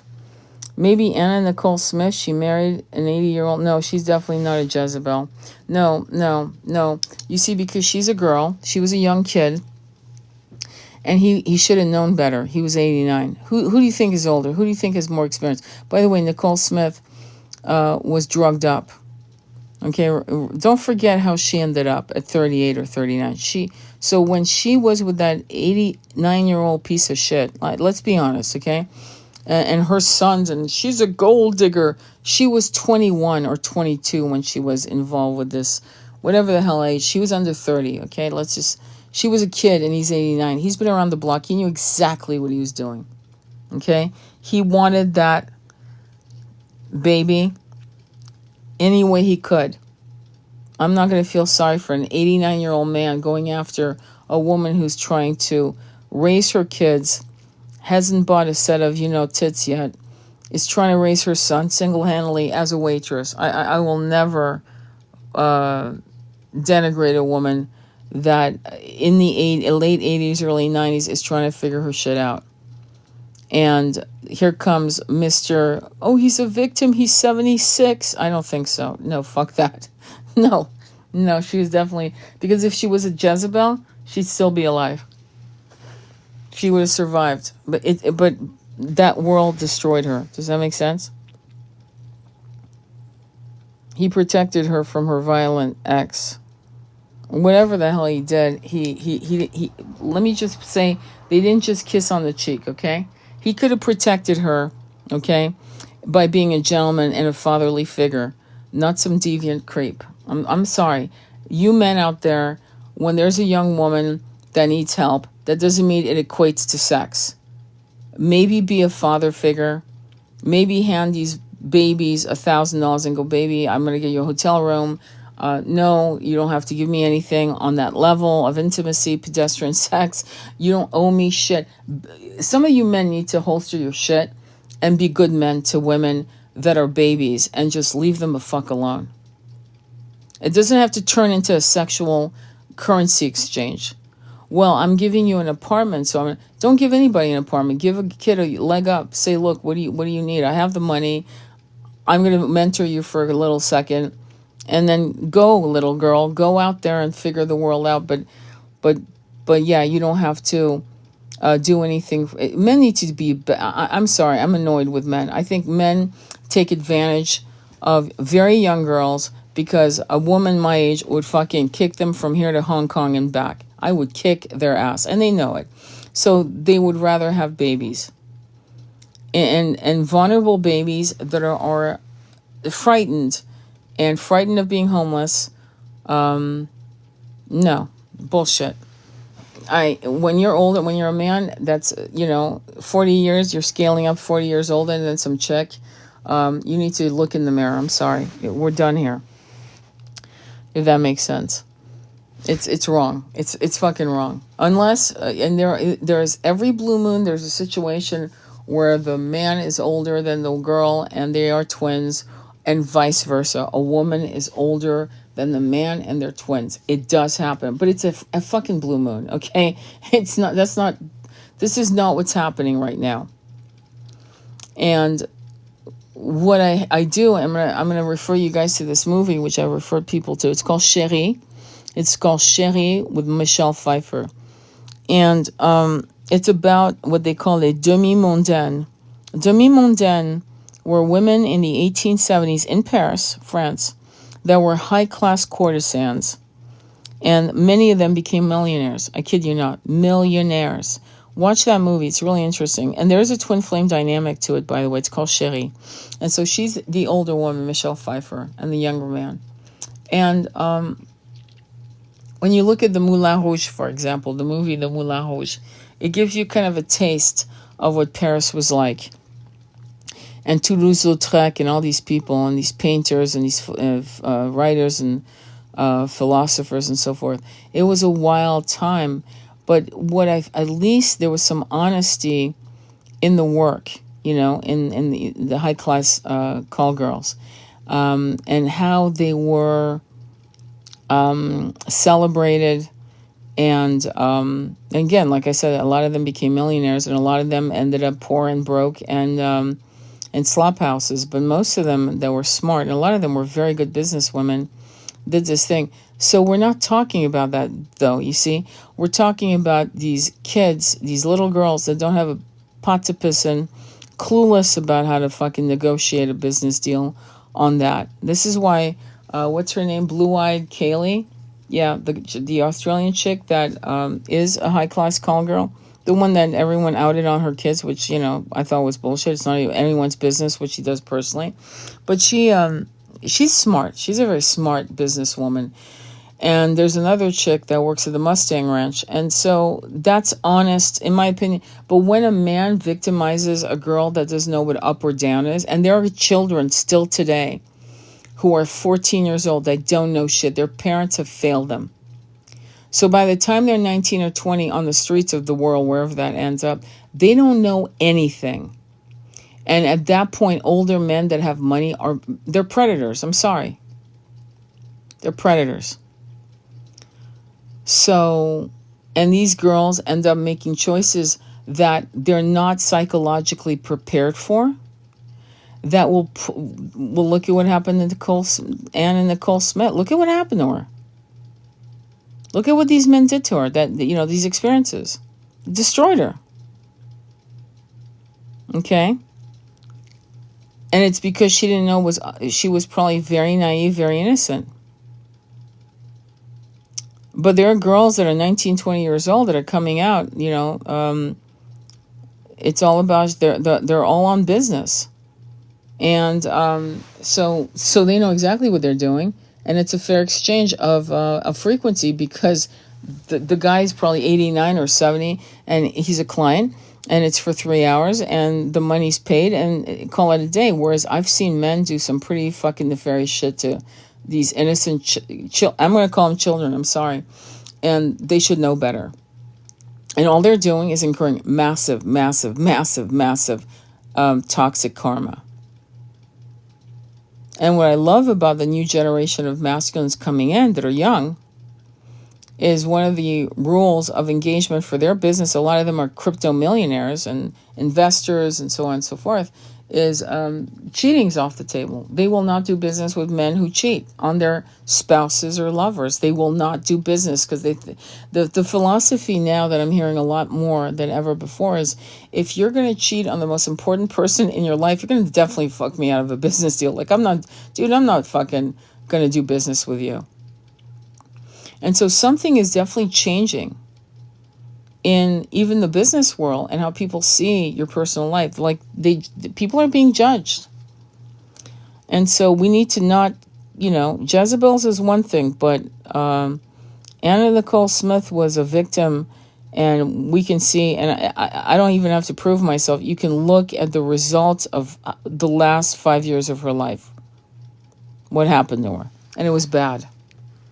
It was very, very bad. Just reading that she passed via the same cocktail as Marilyn Monroe. Wow, that is odd, not add. Well, the thing with Marilyn Monroe, to be blunt, is I read a book years ago because I was a massive Marilyn Monroe fan. I read a book where, let's just say that the what was the guy called? Not the Undertaker, the L.A. Coroner. He was Japanese, right? And I forgot his name. I'm trying to remember his name. But anyway, let's just say they never checked her armpits for needle marks, if you get my drift. There was no cock. There was nothing in her belly. This is known. And the fact that her pap smear is sold, how is that possible? Like, there's certain things that you just don't do. It's disgusting. It's a violation that just never stops. It never ends. I don't believe Marilyn Monroe took her life at all. I think a lot of us don't believe she took her life at all. I read too many books on that in the late 70s, early 80s. A lot of people who were still alive being interviewed. I watched a lot of it. There's no way she did that. What happened is something else, and it was nefarious, and they got away with it. That's what happened with her. And at my age, I can't deal the age gap with nothing in common to talk about. Well, I mean, no kidding. No kidding. The age gap is crazy, and makes no sense to me, And there's no way it was fun. There's no way it can be fun, because certainly the younger person. Look, let me just put it this way. Hugh Hefner had these 4 chicks. I'm not going to call them bimbos, but 4 blondes that were the same height. They damn near looked like paper doll cutouts, okay, of each other. But all 4 were under 22 on a reality show. And I remember watching them being interviewed. I don't know much, so for a minute. I watched it I was like, I couldn't believe, because I wanted to see what the fuck he was going to talk about. He had 2 on one side and 2 on the other, right? And they were being interviewed as a couple, all 5 of them, which I thought was disgusting. This old man, and of course all the men the stud boy over there, and some of them are finally talking about how incredibly revolting the sex was, and how one of them actually, as soon as he died, came out saying that she was absolutely traumatized. She was traumatized. It's very possible. I wouldn't be surprised, because a lot of them were from, the Midwest and shit like that, that maybe Hugh Hefner was their 2nd or 3rd dude. And maybe possibly even just the 2nd. And they were being made to do things that they weren't mentally ready to do. There's shit I've never done. There's shit I've never seen. And I'm seeing kids, teenagers, young people, seeing things I've never seen. And I'm like, why are we exposing these young minds to this kind of shit? There's things that people shouldn't even experience. There's some people that are really good at just being polyamorous and bisexual and this and that, and they're going to do great. There's just going to be no problem. And there's some people that should not even fucking step into those waters, because it will fuck them up. And so you got to know who you are. You can't just, my friend did it. Yeah, I know your friend's good at that, but you're probably not good at that too. I'll give you an example. I was 2 years older than a friend of mine. We used to hang out together. She was amazing. But she was really free willy with, intimacy, and I mean unhinged shit. She's definitely had 2 to 3, maybe even 400 men. I'm not kidding. And by the time, because it's been like 40 years now or whatever, and still single, never could really nail down a relationship because you can't. Something gets the signal to the instinct of nurturing to settle down. That signal gets shut off. I'm a firm believer in that. I'm not kidding. And she had so many people under her belt that for her, kissing, French kissing a guy was like shaking your hand, like a handshake. So nothing was meaningful to her anymore.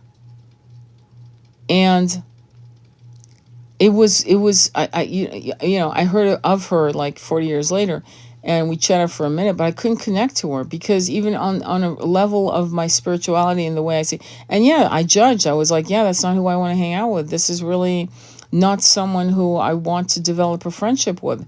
Why? Because I still saw confusion in the energetic field. She didn't have a storyline that made sense. Like, I have a friend who is a sex coach, and believe me, she's been loose too, but she has a frequency groundedness to her. I don't know how to explain it, but she knows what she's about. She's grounded in her energy as a tantrika, right? It's different. Whereas my friend was all over the place. So it was jagged energy. And I wasn't going to be around jagged energy. It doesn't matter. And I feel that sometimes when people use their sexual nectar for currency, for power, for status, for whatever, they dim their light. And some people are incarnated here to be tantrikas and healers and so forth. And they do have multiple partners. And there is a stable arrangement. And there is authenticity and transparency. And they're not jagged. And they're okay. And then I have friends who are shamans who have been celibate for like 15 years. And you would never know it because they look well. It looks like God's making love to them. I'm not joking. Like they're getting whatever they need, the blissful skin flush and all of that you see, they have it as celibate. So really, I think it's know thyself, be true. But I do feel that men, your average out there, men and women, need to protect their sexual energy, protect it, honor it, care for it, fast it. Sometimes you fast, you fast. And realize that not all people are wired to have a fucking high body count. Case in point, Bonnie Blue looks dead. I think people are being assholes saying she looks like she is in her 40s. But there is something cold, sharp in her features. And supposedly she's saying she's 25, but I've been around women who lied about their age all the time by 10 years, and she could be like she really is 35. But the point is, that's not the problem. The problem is her eyes are shutting down. If you look at earlier pictures of her, what she's doing to herself is it's destroying her, but it's internal, so it's not obvious. But if we follow her life, we might actually see how it spirals out. Or we might see someone who stays in that weird cold. She's a very cold, there's a cold energy to her, very cold. And she's become a predator. She's actually turned herself out.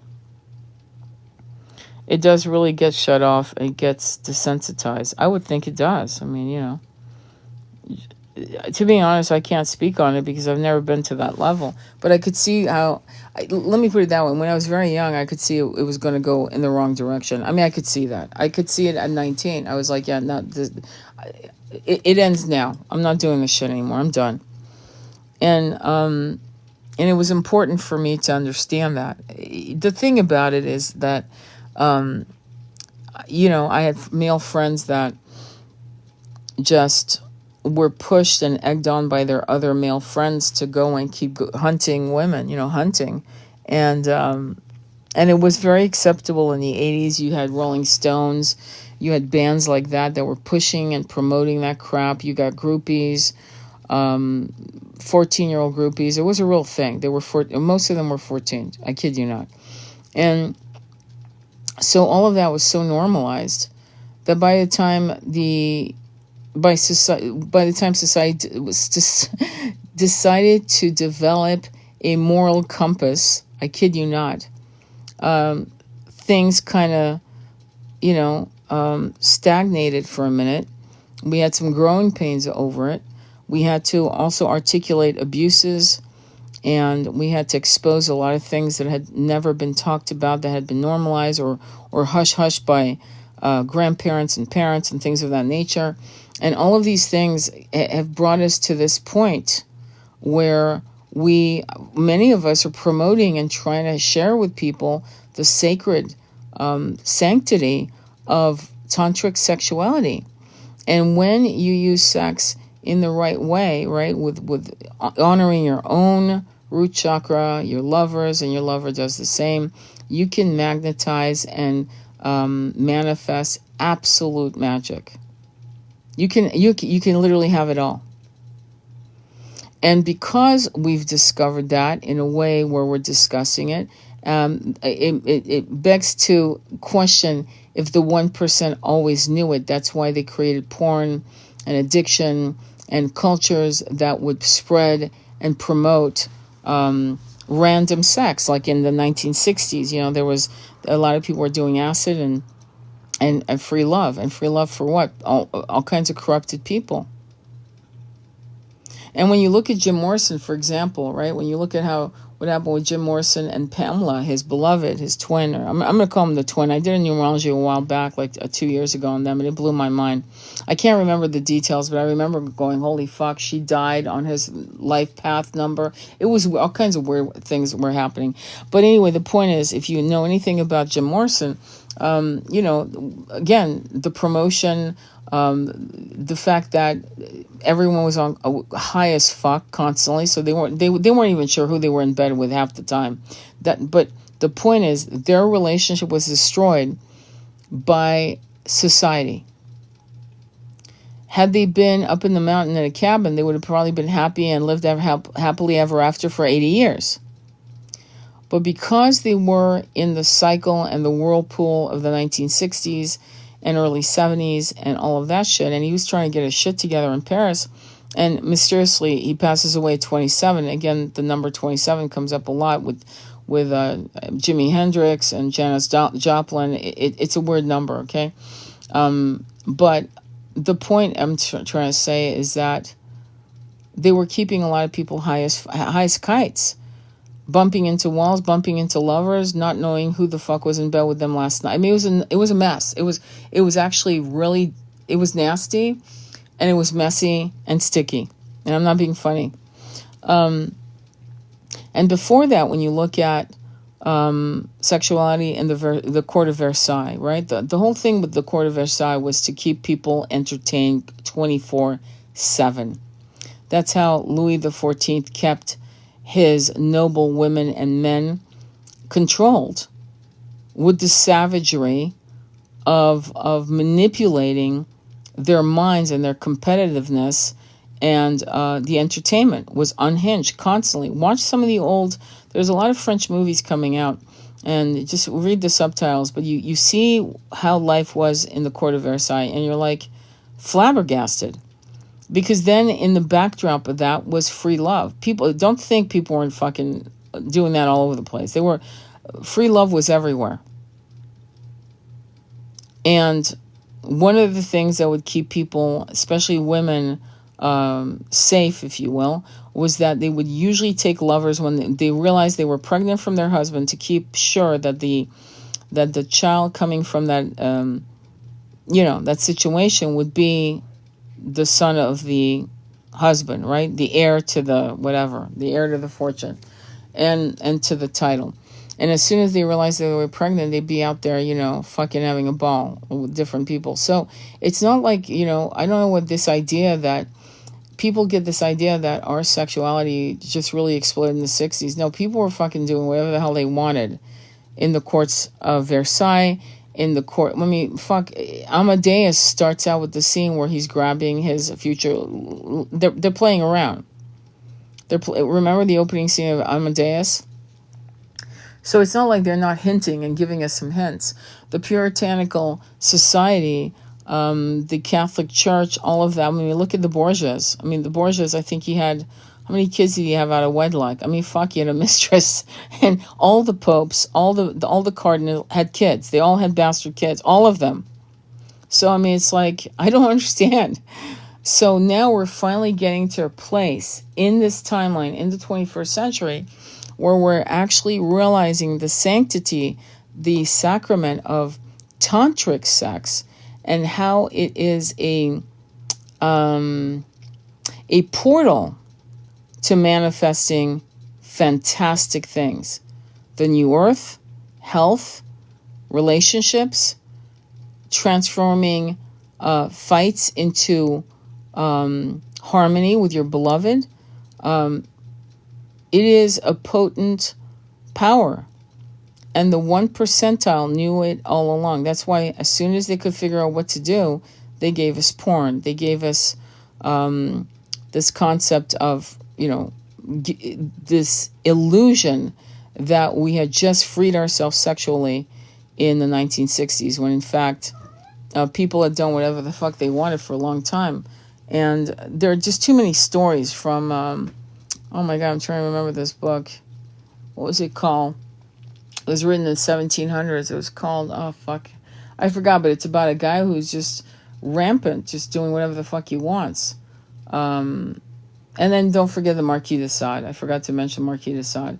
And Marquis de Sade was writing intense stories. One of the most famous one is called Justine. It's called Justine. And I mean, he was thrown in jail multiple times. And there's a movie based on that called The Quill. With, I'm trying to remember the actor, but the actress. Anyway, watch The Quill on that. And it's yeah, debauchery is the right word. And you look at the ancient Romans, you look at a great show to watch that talks about that. It's based on the Shakespearean plays of Caesar and Cleopatra, and it's also based on Antony and Cleopatra. It's called Rome. Season 1 and Season 2, Rome. Incredible show. I mean, they actually shot it in Rome because they understood, the directors being British, the producers, that the lighting in Rome is, there's only one place to go for lighting in Rome. So anyway, when you look at Pompeii, Pompeii had so much erotic work and murals and graffitis and this and that, that when the Victorians were excavating Pompeii, they actually took all of the erotic Priapus statues and on and on and on, right? And they put it all in a particular vault during the Victorian era. Thank you, Queen Victoria, for your fucking bullshit. But anyway, and you had to this day, I believe, you still have to ask for a special approval to actually come and see the erotic work, to this day. But for a long time, it was between... it was housed between, I believe, a cage and like these iron doors, and you had to have a special dispensation and approval letter. And now you still need to make arrangements to go see the erotic work. You can't just go to Pompeii and go, okay, I'm going to go see it, and so on. It's not going to work. You know what I mean? At all. So my point to this, what is my point? My point to it is that we are now finally refining and bringing sexuality to a spiritual point that's beautiful. It's no less lusty and sweaty and fabulous, but it has more of an edge of mindfulness, of breath work, of manifesting, healing, root chakra calcifications exploding, trauma being released at that moment, all the chakras one by one being lit up, and a refinement of these chakras, third eye awakening. People call it Kundalini, but they don't break it down what Kundalini is. And it's multiple things that happen, and they're staggered for mercy, because if all of it went all at once, you fucking lose your mind. I'm not joking either. So we're at a good place. And the problem is that we have kids being born in 2000, 1998, and so forth, that are not understanding, or because they have shitty parents. Stupid parents who are afraid to talk about the talk. Can you imagine in the 20s, we're still, oh, I don't know how to have that conversation with little Johnny. What are you, 12? You don't know how to talk to your kid? Are you fucking kidding me? Your kid probably has seen shit you've never seen online. I mean, it's like, you better, and they wait till they're 12 instead of starting at 9, which is insane to me. Insane. You know? So we need to make sure that these kids know what is good, what is not. Why is it good? Why is that not? Why it's good to take your time. Why it's good to judge. Why it's good to feel your body so you know what is good for you and not good for you. Because what's good for your friend may not be good for you, and vice versa. And we're not teaching them. Parents, I don't know what parents are doing with their kids, but I'm meeting people that are like in their 20s who are sexually repressed. And that's shocking to me. I would have thought that the 20th century would have created a whole generation of very healthy, balanced young adults. And it's not. The confusion over sexuality is probably, I don't know, probably worse than it was when I was growing up. Honestly, I think again, that's my experience. So anyway, let me see her. I got to that point where I had to stop myself. I have been celibate for almost 4 years. I'm 40. I hear you. You're cleaning. You know what I'm saying? You're recalibrating yourself. You're purging. You're recalibrating. If I were you, I would do my guided meditation on purging past lovers and predators. And if you're ready to bring in someone fabulous, then bring it in, or you can just stop the meditation at that point. But I have a section where as soon as you have purged everyone, you bring in your new partner, unknown or whatever, and you say in the present tense, you are this, you are that, or whatever the hell it is that you want to experience with a partner. And I think it's fantastic. I think it's really good. I know it's magical because I don't want to get into it too much because it's a lot to get into, but suffice it to say, it is also in purging and releasing with gratitude everyone, even people who harmed you, which it's like probably chewing on broken glass, but you've got to do it. It does release such an energy trap that you're released to grow and to magnify to higher opportunities. Sex will entrap you. When you release it, the shame of it, the regret of it, the what if of it, all of it. Yeah, when you just, each person you say, I forgive you and I forgive myself. I forgive you and I release you back to the universe with gratitude. Yeah, some of these people, you don't want to say that, but you know why you say that?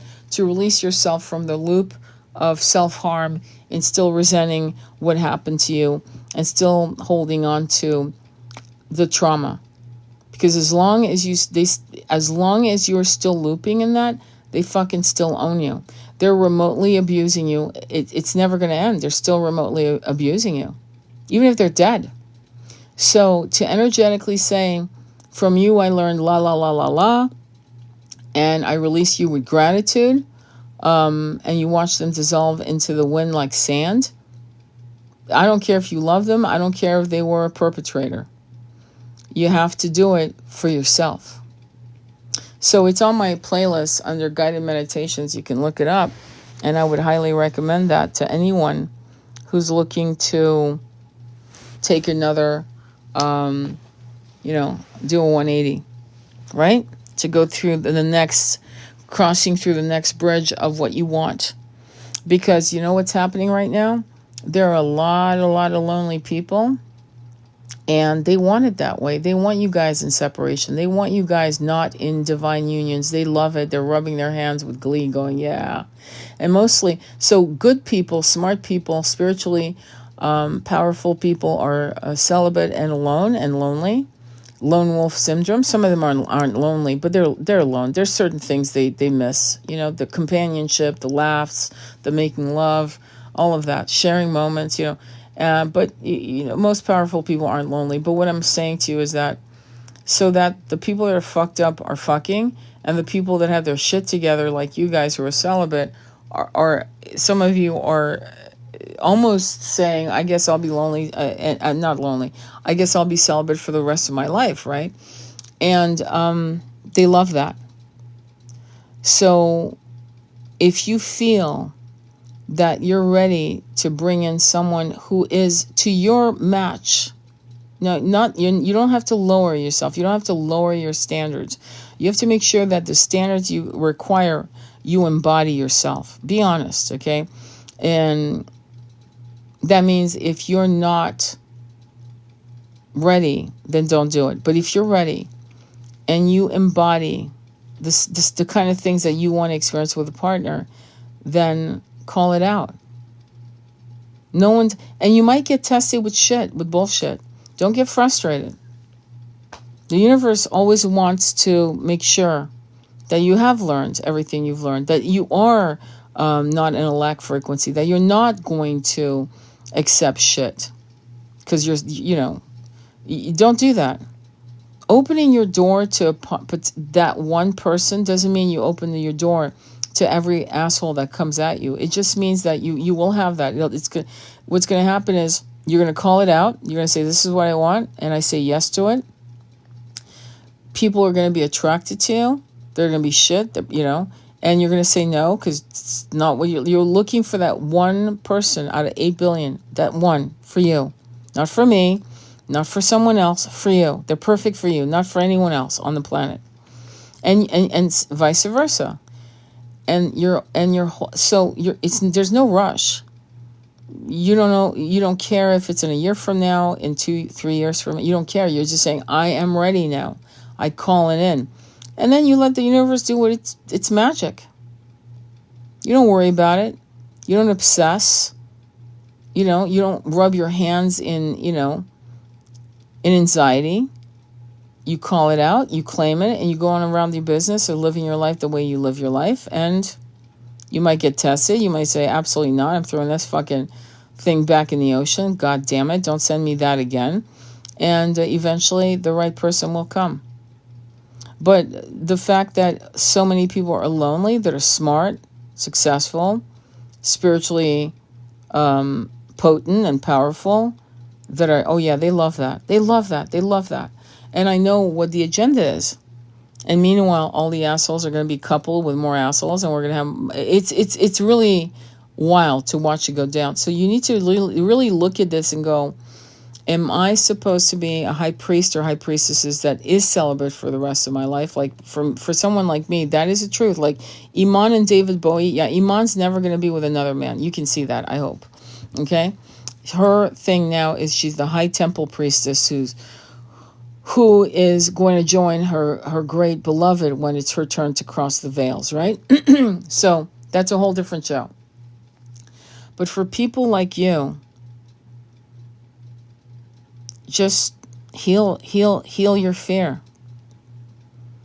If you are celibate and you decide, don't do it out of fear. Do it out of fucking power, joy, gratitude. Like women like me and men like me, I mean, I'm just going to say it that way. We've had the loves, great loves. We've had the nectar. And we've been blessed, and it fills us with joy for the rest of our lives. It does feed us. But some people aren't there yet. You haven't had. Some of you have not had.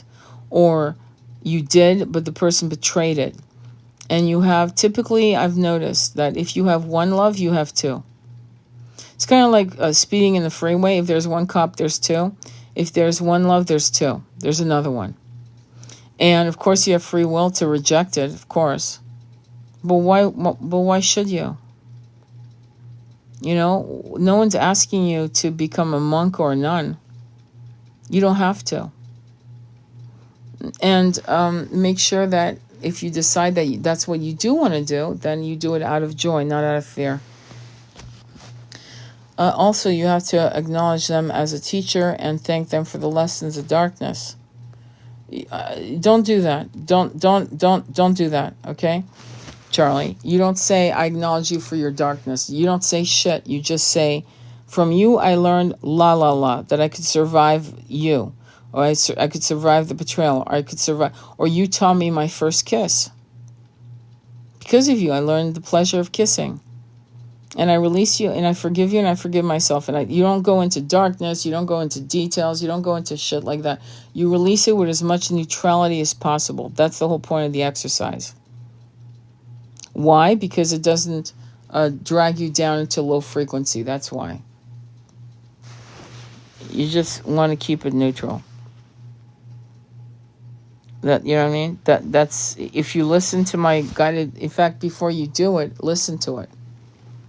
And then go ahead and listen to some high frequency music, either root chakra connected or heart chakra 528, or right, and do it on your own. You don't need me to guide you. But once you know the premise of the basic, what you got to do, and then you got to concentrate. You know, you got to concentrate on every single person that was intimate with you by choice or not. Right? So you kind of like. And you'll be surprised. You'll think you got everyone, and then you'll go, "Oh my God, I forgot about this person. Holy crap!" Because they're so far away. It's like a different incarnation. You know, some of these people are like, they were really not important. They weren't. You didn't. I mean, in some cases, you didn't learn shit. You could actually say, "From you, I learned nothing." But I forgive myself, and I forgive you. You don't have to learn something from everyone. Sometimes you don't learn shit. From you, I learned that I should never offer myself to people who don't deserve me. And from you, I learned that lesson. And I forgive you, and I forgive myself. And I usually have you do it 2 or 3 or 4 times or whatever. You know what I mean? That's what I would do. And every time I've done it, you know, I've done it like probably, hang on. I've done that particular guided meditation in my incarnation 3 times, only 3 times. And it's very magical. I'm telling you, it's weird how when the simplest exercise is when you give your heart and soul, and you're here on a journey to release any karmic loops, release them and release yourself. How the universe conspires to make sure that magic comes upon that release. It's very interesting. It's just like, for example, recently I had copal. You know, I'm going to buy some more copal. Copal is like, you know, I don't know if you've ever smelled copal, but it's incredible. So I had my little copal and my little burner, and I took my copal and sage the entire outside of my house, the property, right? Just all around it. And then inside, I did the whole inside of the house, right? And suddenly things started shifting like damn near immediately. These very seemingly benign exercises are so powerful, it's insane. In fact, they're so powerful. I'm doing it again. It's been like, I think 3 weeks. I'm going to do it again. I'm going to get my little thing and put my copal and copal for me is much more potent as a clearing of energy, negative, positive, to neutralize the energy, more powerful than sage or Palo Santo. And usually when I do sage and Palo Santo for, like, you know, when I sage my tarot cards, when I do readings, I do both. I have them both burning because I want them both to burn.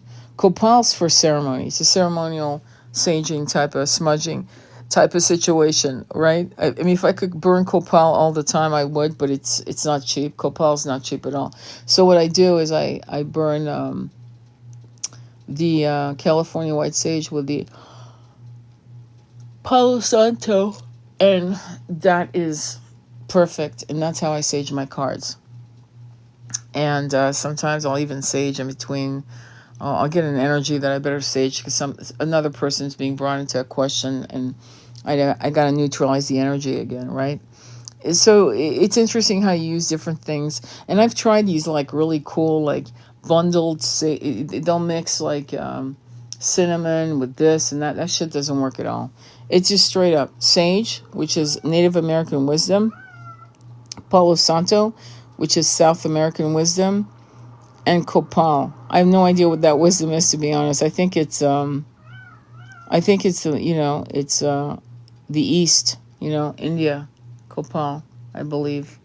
And of course there's frankincense and myrrh, but it's not the same. Copal, the magic of copal is it's unbelievable.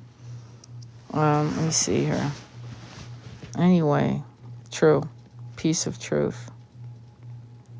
Yeah, so anyway, I'm gonna go. It's late, I'm yawning, and I need to do a meditation. I would invite you all to do a meditation. If you're bored, like, don't doom scroll, try to meditate for like 5 minutes to 20 minutes. Try to do that.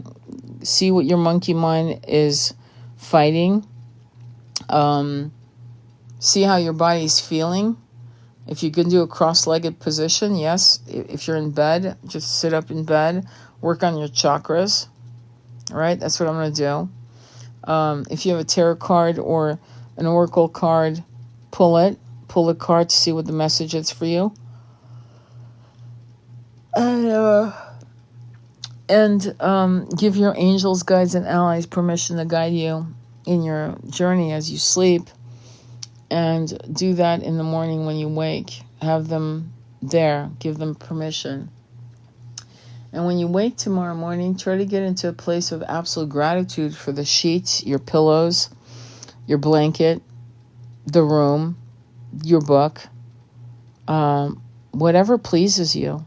Find great pleasure in what greets your eyes as they open to this room that you sleep in. And just feel the incredible rush of gratitude. Even the color of your walls, I'm not kidding. Your art that's hanging on the wall, whatever's there, your curtains, or the way the light flows and spills into the room. Maybe even if you get up early and you see the sun rising, or you can see the light spilling, those colors. Like, try to be in this bubble bliss of childhood pleasure, of really enjoying what is immediately surrounding your gaze.